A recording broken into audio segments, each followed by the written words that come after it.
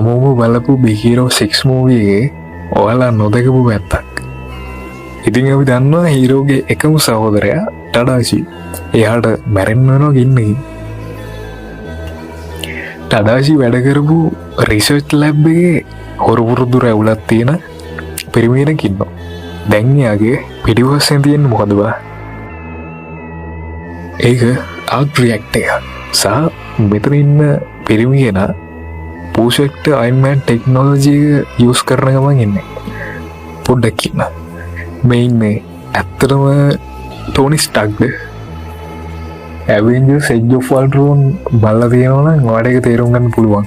සහ චිත්‍රපටයේදී ටෝනි ස්ටාර්ක් හදන්න උත්සාහ කරලා තියෙන චිප් එක දැක්කද? ටඩාෂි. ඉතින් ටෝනි ටඩාෂිව නැවත ජීවත් කරවන්න උත්සාහ කරා වෙන්න පුළුවන්ද? හැමෝම බලපු බිහිරෝ 6 මූවී එකේ ඔයාලා නොදකපු පැත්තක්.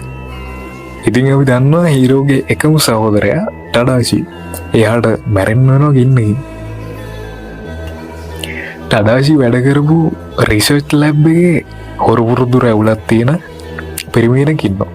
දැන් එයාගේ පිටිපස්සෙන් තියෙන මොකද බා?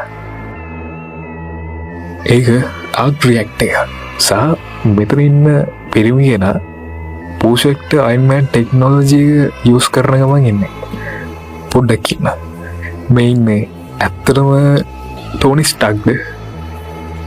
ඇවෙන්ජර්ස් එජ් ඔෆ් අල්ට්‍රෝන් බලලා තියෙනවා නම් ඔයාලට ඒක තේරුම් ගන්න පුළුවන්.